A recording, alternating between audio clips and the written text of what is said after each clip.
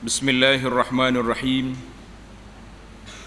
Alhamdulillahi rabbil alamin, wassalatu wassalamu ala rasuli rabbil alamin, nabiyyina wa habibina wa syafi'ina wa qudwatina Muhammad ibn Abdillah wa ala alihi wa sahbihi wa man walah, amma ba'du.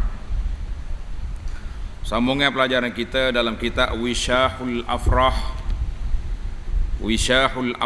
wa Isbahul Falah.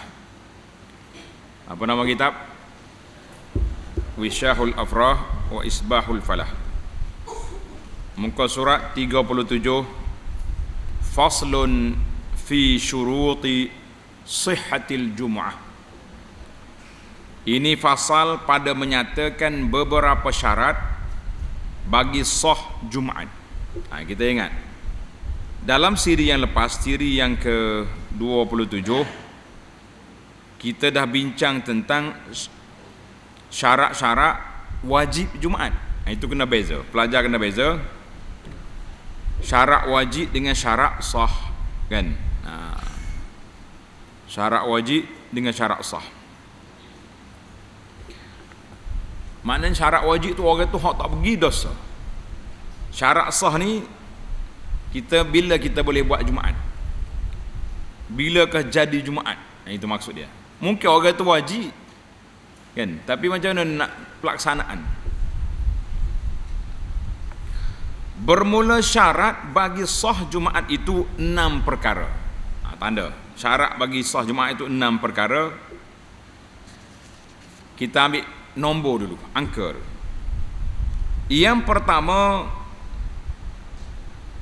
Yang pertama, tengok dia ada dalam kurungan tu.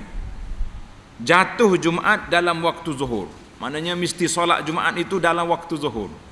Pukul 12 tengah hari di Malaysia ni tak zuhur lagi, tak sah. Syarat yang kedua adalah Jumaat itu di dalam perbinaan dan perhimpunan. Maknanya kita nak Jumaat ni di tempat orang berhimpun. Kalau kita pergi berkela di dalam hutan mana, tak boleh buat Jumaat. Syarat yang ketiga,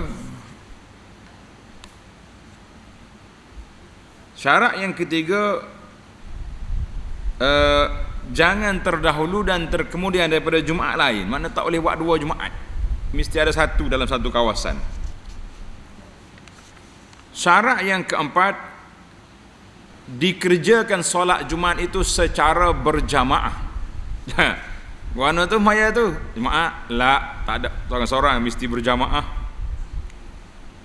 Syarat yang kelima adalah Jumaat itu 40 orang bersama dengan imam. Ini kita belajar fiqh mazhab Syafi'i, kita ambil angka kita. Syarat yang keenam, bahawa terdahulu akan sembahyang Jumaat itu dengan 2 khutbah. Mana sebelum salat kena ada 2 khutbah. Jadi kita ada berapa dalam kitab ni, kata syarat sah Jumaat ada 6. Siapa boleh ulang balik? Yang pertama. Yang pertama dalam waktu zuhur. Yang kedua dalam kampung, tempat perhimpunan manusia, kan? Syarat yang ketiga, jangan ada 2 Jumaat satu tempat. Syarat yang keempat, jawab, syarat dia mesti berjamaah. Yang kelima, 40 orang. Yang keenam, khutbah dulu sebelum salat. Alhamdulillah, kita ambil setakat yang sempat dalam siri ini, insya-Allah. Syarat yang pertamanya, bahawa jatuh Jumaat dalam waktu zuhur. Maknanya Jumaat itu mesti berlaku dalam waktu zuhur. Maka jika picik, picik apa ni? Apa makna picik? Sempit waktu. Itu makna picik. Picik waktu makna waktu sempit. Kita boleh berkumpul tu dekat kena asar. Maka jika picik waktu daripada Jumaat dan daripada 2 khutbahnya, atau syak pada yang tersebut, maka wajib mereka itu sembahyang zuhur jua. Tak ada dah, tak sempat ni. Jadi kita kata cukup, tak cukup, tak cukup. Solat zuhur. Dan jika keluar waktu dengan yakin, waktu zuhur sudah keluar dengan yakin, atau dengan zan, pelajar tulis dia punya kedudukan. Yang pertama sekali yakin, itu 100%. Kemudian ghalabatu zan, 90% kita kata. Zan tu dalam 70 60, maknanya banyak yakin pada tak yakin, itu zan. Kemudian syak, syak tu 50-50. Kemudian waham, ni bawah rendah pada 50 dia panggil waham. Ni tak boleh pakai. Kan? Jadi kena zan. Maka dengan yakin atau dengan zan. Dan mereka itu di dalam sembahyang Jumaat, wajib mereka itu menyempurnakan Jumaatnya dengan zuhur, dan tiada berhajat kepada niat zuhur lagi. Tiada berhajat kepada niat zuhur setakat tu. Maknanya kalau kita tak yakin, automatik ditukar jadi zuhur. Lagi haram dimulakan sembahyangnya. Kalau baru nak mula Jumaat tak boleh dah, habis waktu dah. Dan hendaklah sirri, tak bagi sirri, mana diperlahankan bacaannya daripada ketika itu. Ketika dia mula ragu, tukar bacaan. Kalau kita solat Jumaat, baca kuat ke perlahan surah, kuat, tapi kita syak, stop, down, turun dia punya volume jadi slow. Itu. Dan jika berdiri orang yang masbuk, kemudian daripada salam imam Jumaat kerana menggenapkan rakaatnya. Kita sempat dengan imam satu rakaat, kan? Mengikut dalam kaedah asal dia, orang yang sempat bersama imam satu rakaat, maka sahlah Jumaat dia. Lepas imam bagi salam, dia tambah berapa rakaat? Satu rakaat, kan? Sebab dia jadi Jumaat. Orang ni dia bangun nak menggenapkan rakaatnya, maka keluar waktu dahulu daripada salamnya. Habis waktu dah. Orang azan asar dah. Allahu Akbar, Allahu Akbar. Bagaimana jadi? Maka wajib atasnya disempurnakan sembahyang dengan zuhur. Kena tambah 2 rakaat lagi, jadi 4 rakaat zuhur lah dia. Tak boleh lagi Jumaat, sebab sudah habis waktu. Perbahasan ni panjang lah. Yang penting kita baca dalam kitab kita ni. Baik. Habis syarat yang pertama, solat Jumaat itu mesti dalam waktu zuhur. Dan syarat yang keduanya, tengok syarat yang keduanya, bahawa dikerjakan sembahyang Jumaat itu di dalam perbinaan. Maknanya dalam kawasan-kawasan penempatan. Tulis itu. Kawasan perbinaan tu kena tulis bahasa kamu ni, dalam kawasan penempatan yang berhimpun manusia padanya. Orang kena ada kawasan kediaman. Dan jika dikerjakan dia pada bumi yang lapang, yang antara binaan-binaan sekalipun. Kita masjid kita ni tak siap lagi, kita buat kemah, tak ada binaan. Tapi oleh kerana kita dah gazetkan kawasan ni tempat solat, kan, maka sahlah. Sama ada binaan itu daripada batu, atau daripada tanah, atau daripada kayu, atau lainnya. Yakni bahawa dikerjakan Jumaat itu pada tempat yang dibilangkan dia daripada negeri. Maknanya solat Jumaat mesti dalam satu kawasan penduduk, negeri atau dusun. Banyak kali dah tanya ni, apa dia dusun? Alhamdulillah, bijak anak-anakku. Takutnya ada orang jawab dusun durian. Sudah kita. Mana ada orang pergi tunggu durian maya Jumaat, kan? Dusun tu Dalam kitab Jawi, kitab lama ni kalau dusun maknanya qaryah. Boleh. Dusun makna apa? Qaryah. Artinya kita nak di qaryah, tiada harus qasar padanya bagi orang yang musafir. Sama ada tempat itu masjid atau lainnya, tak kira lah, yang pentingnya satu qaryah di situ. Dan jika pada bumi yang lapang yang bercerai daripada rumah-rumah negeri ataupun dusun itu sekalipun. Maknanya kita sini, tapi oleh kerana tempat ni sepi, padak, kita pergi buat di luar tu, padang tu. Boleh, sebab dia bersambung dengan kampung kita. Macam hari ni, sebahagian daripada masjid sekarang, masjid zaman moden kata orang ni. Dulu orang buat masjid di tengah-tengah kampung, betul tak? Senang orang nak pergi naik basikal, jalan kaki boleh. Tapi masjid zaman moden ni atas bukit yang kita letak. Jauh daripada orang, tepi laut, sebab nak ambil laut. Anda banyak kali dah pergi ceramah, dia kata masjid ni tak ada qaryah. Habis macam mana solat Jumaat? Nah, jadi ahli fatwa kata walaupun penduduk tak ada, tapi kawasan itu, zaman kita ini kena kira penduduk kawasan, orang pergi dengan kereta, dengan motor boleh. Jadi adalah dia punya perbahasannya di situ. Maka tiada sah Jumaat di luar negeri ataupun dusun ataupun qaryah pada tempat yang harus qasar bagi yang musafir. Maknanya kita pergi 80 km ni baru kita nak buat Jumaat lah. Maka tiada sah bagi ahli negeri yang berkota. Apa makna berkota? Yang ada pagar. Zaman dulu negeri-negeri tu ada pagar dia. Atas pagar tu ada tembok tinggi, lubang tempat orang duduk manah, kan? Orang zaman dulu. Zaman-zaman lo ni tak ada main pagar dah, dia ada kawasan sempadan immigration. Nah, kalau ada negeri tu ada pagar, maka tidak sah mendirikan Jumaat di luar kota. Mana luar daripada pagar itu tak boleh. Dan tiada sah bagi ahli negeri yang tiada berkota, mana tak ada berpagar, mendirikan Jumaat pada kesudahan yang didiami oleh manusia. Mana kita sini orang duduk, kita pergi habis luar kawasan baru kita sembahyang Jumaat sana, tak boleh. Kena masuk dalam kampung juga.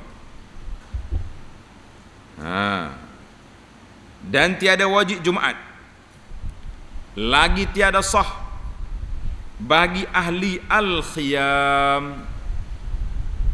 Apa dia ahli al-khiyam? Apa awal ahli al-khiyam? Orang yang duduk dalam khemah. Itu dipanggil al-khiyam. Orang Arab ni dia ikut musim. Contohnya kalau musim sejuk sini, dia bawa khemah dia duduk situ sebab kambing dia, unta dia ada makanan situ. Lepas tu dia pergi lain pula, dia panggil ahlul khiyam. Mana orang duduk dalam khemah yang berpindah-pindah, berpindah randah. Tiada sah bagi ahlul khiyam pada tempat mereka itu seperti pondok-pondok. Bukan pondok Sungai Durian. Pondok kita ni sudah jadi qaryah, kan? Pondok-pondok maknanya rumah-rumah kecil di padang. Dan jika tiada berpindah mereka itu pada musim sejuk sekalipun, kerana mereka itu atas kelakuan orang yang musafir. Mana dia buat rumah kecil tu untuk nak pergi jaga kambing ya, buat kandang situ, itu tak jadi juga. Kalau dia orang Malaysia ni, uruh di Malaysia, orang buat rumah kecil dalam kebun dia, kebun durian dia ke apa ni, kebun ketah ke, ada rumah pondok kecil tempat dia letak barang-barang dia berehat. Itu tak jadi qaryah tu. Dan tiada bagi mereka itu perbinaan orang yang mustautin. Para pelajar tanda beza di antara mustautin dengan muqim. Mustautin ni orang duduk letak situ dah. Muqim ni orang pergi menumpang situ, itu dipanggil muqim. Dan tiada bagi mereka itu perbinaan orang yang mustautin, melainkan jika sampai akan mereka itu suara bang yang nyaring di negeri Jumaat. Mana kita duduk sini dalam kemah-kemah kita ni, tapi kita dengar orang jemaah sebelah tu azan, maka kita kena pergi semaya situ. Maka wajiblah atas mereka itu berjumaat ke negeri tempat Jumaat itu. Jadi dia tak boleh buat dalam kemah dia. Dia kena pergi ikut Jumaat di mana? Di masjid ataupun surau yang bunyi azan itu. Tamaklah kita syarat yang kedua. Syarat nak mendirikan Jumaat mesti kita duduk di tempat kediaman. Ada manusia. Kalau berpindah randah di padang pasir, maka itu tidak dijadikan sah Jumaat. Tanda letak tepi kitab tu nombor, payah nak cari nanti. Syarat yang ketiga, setiap pelajar kena ada pensil. Ada pensil? Alhamdulillah. Kalau tak ada pensil, bawa apa? Caku. Boleh? Jangan bawa pen. Pen kalau kita salah tulis dia jadi rusak kan. Pensil boleh. Dan syarat yang ketiganya, bahawa jangan terdahulu akan Jumaat itu dan jangan menyertai akan dia oleh Jumaat yang lain pada Jumaat pada tempat Jumaat itu, kerana tertegah berbilang Jumaat pada satu negeri atau dusun, melainkan dengan kesukaran berhimpun mereka itu pada satu tempat, maka haruslah berbilang-bilang Jumaat dengan sekira-kira hajat. Artinya dalam satu daerah, satu mukim tak boleh dua tempat solat Jumaat, kecuali kerana hajat. Apa dia hajat? Penduduk terlalu padat, sebuah masjid tak muat kan. Maka kita boleh buatlah ni masjid di sebelah hulu, kita buat sebuah lagi masjid tempat jemaah di sebelah hilir. Jarak jauh lah, ujung ni boleh, ujung daerah, ujung mukim. Kita sini nampak macam jauh-jauh, ada setengah negeri. Anak pergi tengok, sekejap kita berjalan 1 kilometer lagi, 1 kilometer lebih ada masjid pula. Ada. Tempat kita ni nampak jauh juga ni. Daripada Kuala Kerai nak sampai ke sini 3 kilometer, hok ada tepi jalannya, kita masjid Kucing. Itu pun sekali, cuma tak nampak sangat sebab duduk dalam. Yang pentingnya tengok keperluan lah, keperluan orang. Baik, kalau perlu macam mana? Dan seperti kesukaran berhimpun itu, barang yang jikalau ada di antara mereka itu berbunuh-bunuh, maknanya balah buat negeri ni tak sekalayu, capur sekali boleh jadi kata atas masjid buat lain. Maka jika ada umpama berhajat berbilang-bilang itu kepada dua tempat, maknanya dalam daerah kita ni kita perlu dua tempat yang solat Jumaat, maka tiada harus dilebihkan dia kepada 3 tempat. Ini dia dipanggilkan al-hajah. Keperluan itu dikadarkan dengan keperluan. Setakat mana kita nak, setakat itulah kita. Kan? Alhamdulillah. Maka apabila haruslah berbilang-bilang Jumaat sekadar hajat, maka sahlah Jumaat bagi sekaliannya yang dahulunya itu dan yang kemudian. Kita semaya Jumaat ni tak sama kan? Azan sama, tapi solat sama tak sama? Tak sama. Pak imam ni khutbah dia ringkas ataupun laju, imam seorang lagi khutbah dia panjang ataupun dia mula lambat, mestilah bagi salam tak sama kan? Solat tak sama. Jadi kalau tak cukup syarat, maka yang pertama itu yang dikira Jumaat. Tapi kalau cukup syarat, maka tak kira lah. Hak ni dulu ke hak ni kemudian, dua-dua tu sah. Yakni sah Jumaat sekaliannya, sama ada jatuh takbiratul ihram. Jatuh mana? Takbir dia jatuh mana dia tanya? Cuba cari. Jatuh. Ini tu saya kita kata jatuh takbiratul ihram. Jatuh mana? Atau riba. Maksud jatuh tu terjadi. Terjadinya takbiratul ihram itu segala imam itu berserta, mana serentak Allahu Akbar sama-sama ataupun dahulu, dan kemudian jadi sah belaka lah, tak kira. Tetapi sunat diiringi zuhur kerana diraikan pula, diraikan qaul, tulis bukan pula tu qaul, tambah titik saya lagi, diraikan pendapat. Qaul itu makna pendapat yang mengatakan tiada sah berbilang-bilang Jumaat jikalau kerana hajat sekalipun.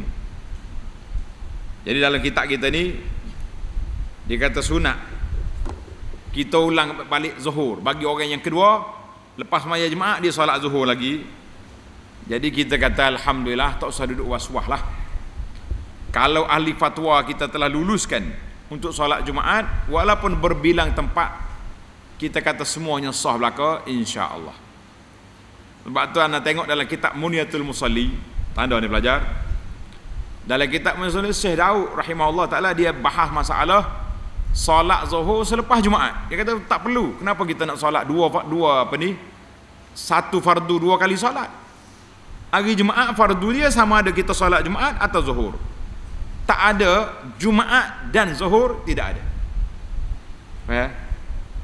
Dia kata atau, maknanya kita orang duduk di qaryah ni tak ada atau lah, kita kena solat Jumaat. Tapi bagi wanita dia boleh dua-dua, sama ada dia solat Jumaat atau zuhur. Orang musafir sama juga. Jadi tidak ada satu ibadat dibuat dua kali. Oh, saya solat Jumaat dulu, lepas tu solat zuhur pula, maka tidak. Baiklah. Maka yang dibilangkan dengan terdahulu, hak mana ke imam mula awal solat Jumaat? Iaitulah dengan ra akbar. Kuat dia ukur. Nah, kita dengar hak yang pertama Allahu Akbar. Hak yang kedua baru Allah. Dia siapa? Ataupun Allah dah, cuma hak ni tarik panjang, hak ni pendek. Nak berlawan ni, nak suruh buat dia ni. Tok imam yang kedua ni Allahu Akbar. Sudah. Dia dulu. Ini hanya ukur siapa begitu ahli fiqh ni. Masya-Allah tabarakallah. Itu perbahasan. Siapa dia nak pergi mengukur? Penat. Buka CCTV. CCTV tengok pukul berapa ra akbar ni? Pukul berapa ra akbar di masjid ni? Kita tengok dia dulu. Macam-macam. Ra akbar daripada takbiratul ihram imam jua. Makmum tak kira, hak imam. Dan jika dibuat berbilang Jumaat tiada kerana hajat, maka jatuh takbir beberapa imam itu sekali. Serentak. Yakni bersama-sama atau syak pada bersama-samaan. Dan pada terdahulunya maka tiada sah sekaliannya. Semua ahli Jumaat batal belaka. Masya-Allah. Dan wajib sekaliannya berhimpun pada satu tempat. Panggil belaka, mari sini. Pergi pun belakang, dan dimulai solat Jumaat yang lain pada dua masalah ini jika luas waktunya. Manakala ada tempoh waktu ada, kita panggil beripu balik, solat Jumaat mula. Hak tadi tak kira sebab tak tahu mana sah. Tidak diketahui siapa dulu. Dan sunat pada masalah syak ini diiringi zuhur kemudian daripada Jumaat yang kedua kalinya, itu kerana ihtimal. Mana ihtimal? Kerana kemungkinan salah satu daripada dua Jumaat itu terdahulu. Mesti dah. Kalau berlaku dua serentak, mesti ada satu yang terdahulu. Betul? Hak soal lagi kemudian, maka tiada sah Jumaat yang kedua kalinya itu. Tak jadi. Bila tak jadi, kita kena tunda ataupun tindan dengan solat zuhur. Dan jika sudah sempit waktunya, tak ada nak ulang Jumaat sekali lagi, maka wajib sembahyang zuhur sesama salat. Tak ada, kita sembahyang zuhur. Dan jika diketahui akan yang dahulunya, kita tahu hak dahulu dan tiada dilupakan dia, memang kita yakin sungguh masjid A ni dia dulu, maka sah Jumaat yang dahulunya dan batal Jumaat yang kemudiannya. Apa anja tu Syekh kita bahas bab isu Jumaat ni kan. Dan jika tiada diketahui akan yang dahulunya, tak tahu hak mana sah, atau diketahui akan yang dahulunya dan lupa akan dia. Siapa dulu tadi? Astaghfirullahalazim, terlupa pula dah. Macam nak buat? Maka wajib mereka itu sembahyang zuhur pada dua masalah ini, kerana kesamaran Jumaat yang sah dengan Jumaat yang tiada sah. Kena maya zuhur belakang lapuk demo, tak tahu mana satu ni kan. Dan jika tengok kita, menarik juga kitab ni kecil tapi dia bahas juz'iyat tu, orang panggil agak detail. Dan jika berbilang-bilang Jumaat pada satu negeri lebih daripada qadar hajat, seperti berbilang-bilang Jumaat pada negeri itu 10 tempat, Masya Allah, sepatutnya 5 tempat je, nyogomo 10. Macam mana nak buat? Dan adalah qadar hajat berbilang kepada 5 tempat jua, maka segala Jumaat yang sah dalam negeri itu 5 tempat yang terdahulu, sama ada jatuhnya itu beserta atau tiada, maka tiada wajib atas orang yang sembahyang Jumaat itu kembali mengerjakan zuhur pada hari itu, hanya sunat jua, supaya keluar daripada khilaf orang yang menegahkan berbilang-bilang semata-mata.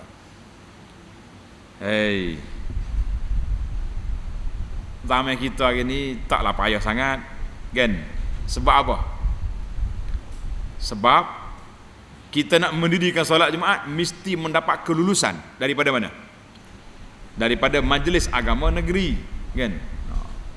Pejabat mufti akan mari tengok dulu, tengok senarai penduduk, tengok senarai dia berjarak, lulus. Jadi tak timbul lah kemudian siapa dulu.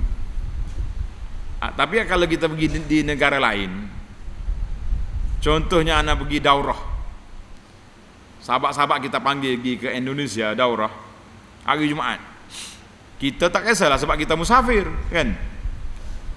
Pok dia relax, nusalli huna, mana kita solat sini je, kat surau di Chile ke, di hotel ke, di resort maya sini, mudah ya pok dia. Moga ahli-ahli daurah pun 100 orang dah cukup lah. Pakai bahasa orang baca ketebah, pelik apa ketebah, semuanya khatib, semuanya pendakwah belakang hebat. Jadi mudah bagi dia. Kita tanya, Bapak di sini tidak ada masalah apa-apa, pihak pemerintah tak ada apa, kita nak maya. Dia ramai berkali negara dia terlalu ramai, boleh jadi ikut pandang-pandangmu lah kan. Mudah bagi dia. Allahu Akbar. Adapun Jumaat, kita keperluan 5 tempat, kita buat 10 tempat kan, apa jadi? Adapun Jumaat pada 5 tempat yang terkemudian jatuhnya itu tiada sah, maka wajib atas orang yang sembahyang Jumaat itu kembali sembahyang zuhur pada hari itu. Maka lepas maya Jumaat kita pun tengok istihar, hak 5 tadi masjid ni masjid, hak lain tu maya zuhur semula. Allahu Akbar. Dan demikian lagi wajib mengembali zuhur pada hari itu orang yang syak, adakah ia daripada segala mereka yang terdahulu Jumaatnya pada yang 5 tempat itu, atau daripada mereka yang terkemudian Jumaatnya. Kita ni syak. Grup kita ni geruk hak cukup 5 ke hak kemudian. Kita sendiri tu rasa dalam keraguan kan, tak yakin. Macam mana kita nak buat?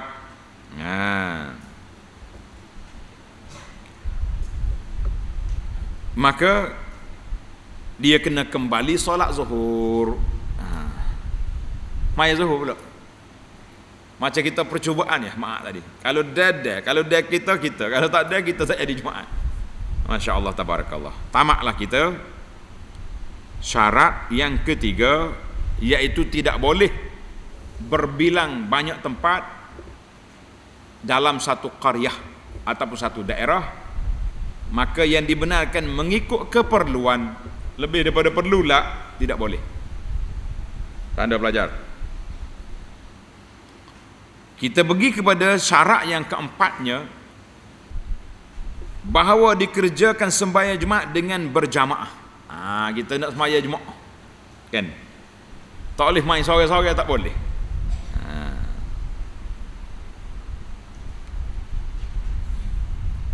Pada rakaat yang pertama juga, rakaat yang pertama Jumaat, dengan bahawa terkekalan berjamaah hingga selesai sujud yang kedua. Selesai daripada sujud yang kedua. Macam mana ni? Syarat dia satu rakaat mesti berjamaah. Perhati baik-baik. Pelajar-pelajar tengok, lepas ni akan ditanya. Jika ditanya orang kita kan, dalam kitab Masailah kata, dan tiada disyaratkan berjamaah pada rakaat yang kedua. Tengok ni, contoh ni menarik juga contoh dia ni. Macam kita mari lewat, mari awal dah sama sakit perut, emergency, pergi ke tandas. Oi, lama dah tandas dia. Mari-mari imam sudah rakaat yang kedua, kita rakaat yang pertama. Kita pun solat sekali dengan imam. Lepas pada imam solat bagi salam, kita kena tambah satu rakaat lagi. Rakaat yang kedua tu berjamaah ke seorang? Naam. Jemaah ke seorang? Seorang, mana ada orang tu imam sudah dah. Itu dia kata syarat. Tengok ni. Maka syarat yang berjamaah itu rakaat yang pertama, dan tiada disyaratkan berjamaah pada rakaat yang kedua. Kita bangun sore kita mari lewat kan.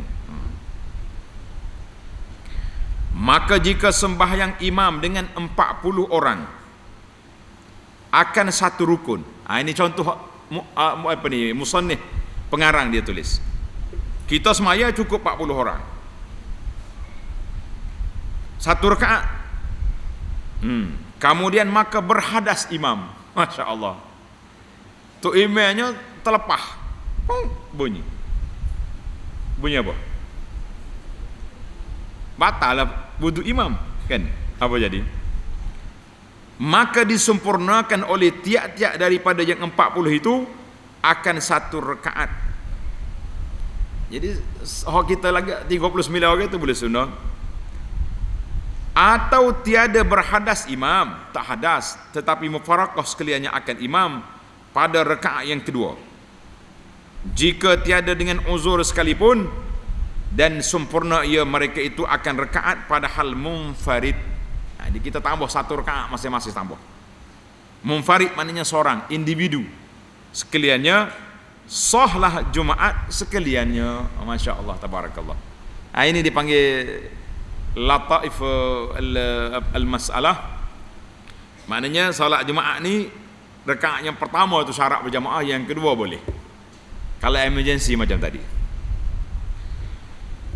Bahkan disyaratkan hendak ada berkekalan bilangan-bilangan 40 itu daripada permulaan salat hingga memberi salam sekaliannya, hingga jikalau berhadas seorang daripada 40 itu dahulu daripada salam dirinya, dan jika kemudian daripada salam yang lainnya sekalipun, batalah Jumaat sekaliannya. Dan jika yang berhadas itu ia yang akhirnya, dan jika sudah pulang orang yang dahulu itu kepada segala rumah-rumah mereka itu sekalipun, maka wajib sekaliannya mengembalikan sembahyang Jumaat jika dapat, dan jika tiada maka wajib sembahyang zuhur. Mana syarat bilang yang 40 tadi kena ada daripada permulaan sembahyang hingga ke akhirnya. Baik, tengok cerita tadi pula. Dan jika mendapat yang masbuk, mana orang mari kemudian, itu mana masbuk. Awak nama masbuk?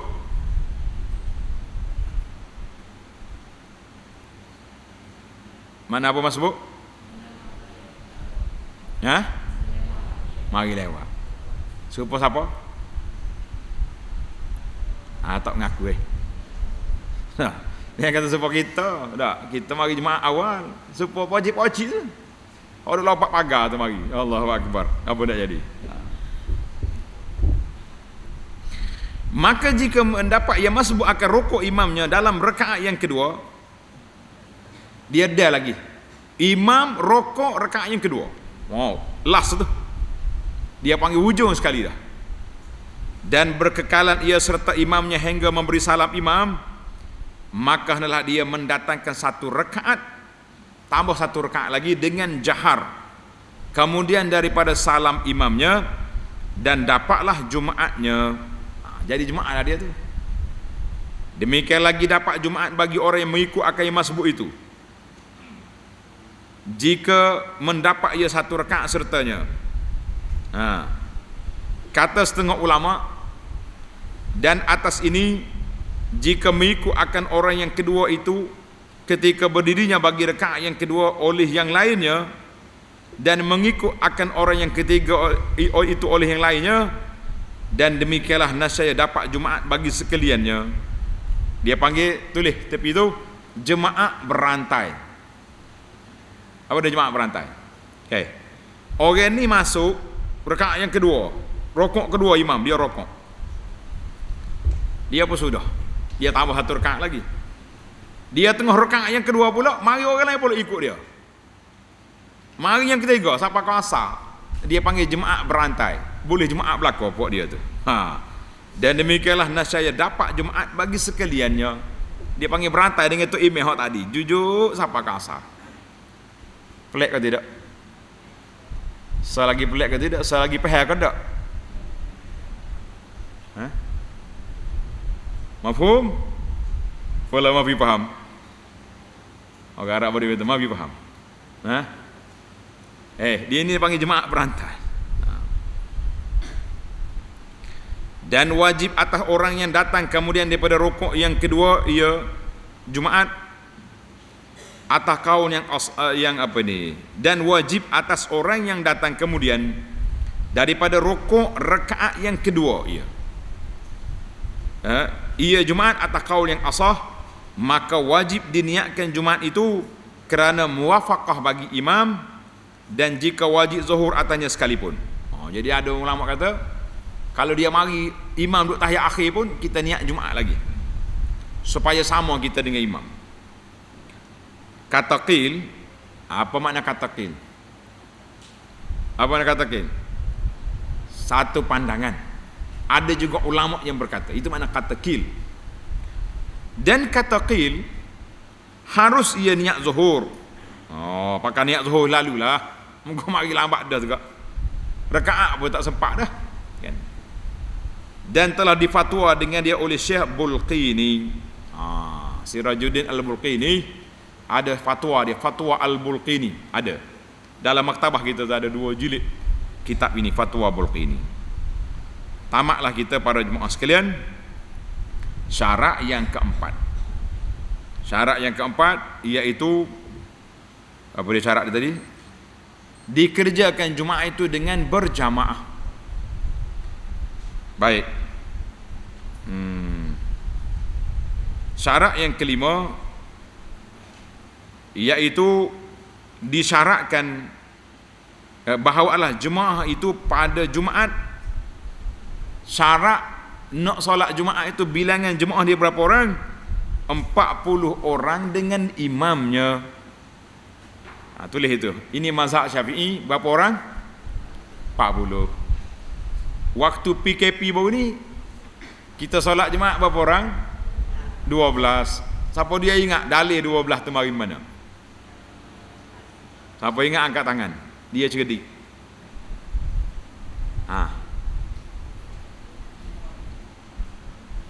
Baru belajar semalam dalam kitab Mukhtasar Sahih Muslim. Nabi tengah khutbah, apa tu? Datang rombongan perdagangan. Orang dari masjid lari pergi tempat unta, tinggal berapa orang? Dengan 12. Baiklah, insya-Allah. Tulis itu, insya-Allah kita akan sambung syarat yang kelima dalam CD yang akan datang insya-Allah. Subhanakallahumma wa bihamdika asyhadu an la ilaha illa anta astaghfiruka wa atubu ilaih. Wa sallallahu ala nabiyyina Muhammad wa ala alihi wa sahbihi ajma'in. Walhamdulillahi rabbil alamin.